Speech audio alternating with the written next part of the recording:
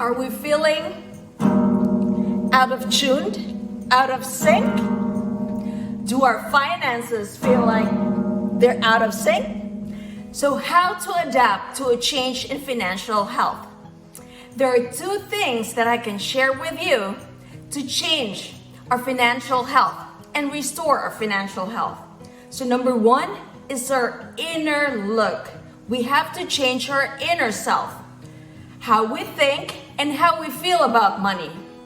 We need to change our inner self before we can change our number two, which is our outer self. Number two, outer self, is how we change about the practical management of money.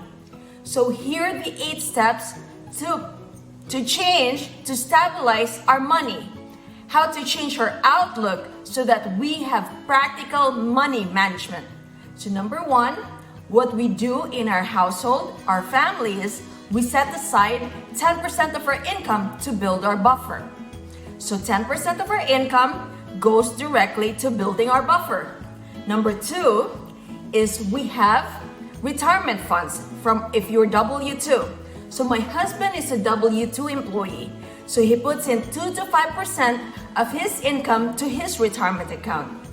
And the employer matches that retirement fund.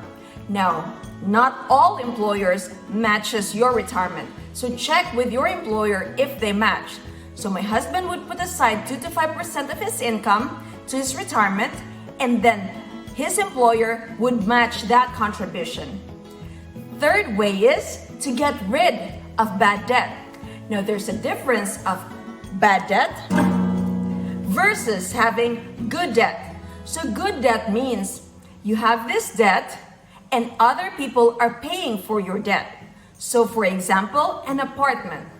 An apartment is your debt or your company's debt, and your tenants are paying down the loan, it's paying down the expenses, and whatever is left goes into your pocket. So that is good debt. Now bad debt means it's a debt. The money is coming out of your pocket so that you have less money in your pocket. So bad debt means buying for lavish things that you do not need right now. Going on expensive vacations that you cannot even afford. And a lot of things that I know you know. So that's number two. Number three, getting rid of bad debt. Fourth way is having an emergency fund. So my husband and I set aside 3 months of emergency fund. Article would say you have 3 to 6 months. Now my mentors say, Brandon Dawson would say, when you reach 6 months, save 3 months more. So now your 6 months becomes 9 months. And then when you are in the 9th month, save 3 months again. Now you have 1 year worth of emergency fund. So let's recap. Number one, build a buffer. Number two is you've got to have a retirement fund.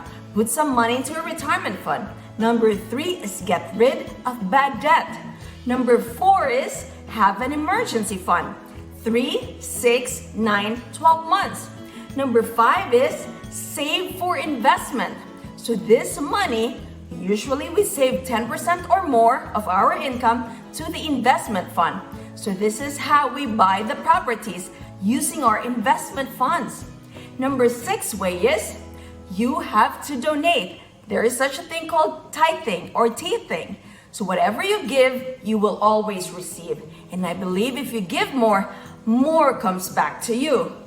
The 7th way is it the 7th or the 8th? After tithing, after donating, the 8th way is to have multiple streams of income.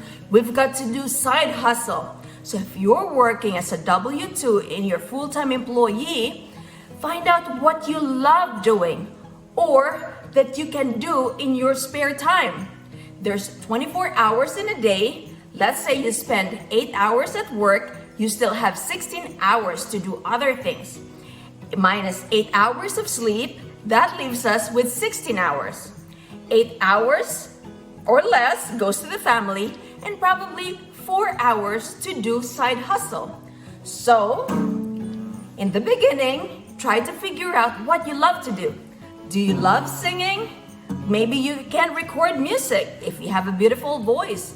In my case, what I did was I studied apartment investing. I researched and studied apartments. I joined courses and programs and have mentors on apartment investing and business in general. So that's what you can do is have side hustle. So now, if you're a physician just like me and you want to grow and scale your apartment business and avoid being out of tune, having great financial health, I will be doing a webinar this March 6th, Sunday. My free version was a long time ago. So I will be doing a webinar March 6th, that's Sunday, at 3 p.m. US Eastern Time. So if you're ready to change your financial health to a greater financial being, a greater financial status, you're a physician, and you want to know more about starting the apartment industry or the apartment business, or if you have a few and you wonder how I grew my apartment business, then come join me. I'm Rhea. I'm the author of Apartment Prescription. It's how I found, bought, and paid for my 50 apartment units. And I will be sharing with you during that live webinar how I grew my apartment business. So I have a general admission for $97. I have a VIP experience for $297. If you're in the VIP experience, I will be giving you a signed copy of my book, Apartment Prescription, and I will be doing a 1 hour with you. I'll be tailoring your questions during that 1 hour, and I will also provide you an exercise worksheet. So physicians, let us go. Wealth cannot wait. Let's get to financial health.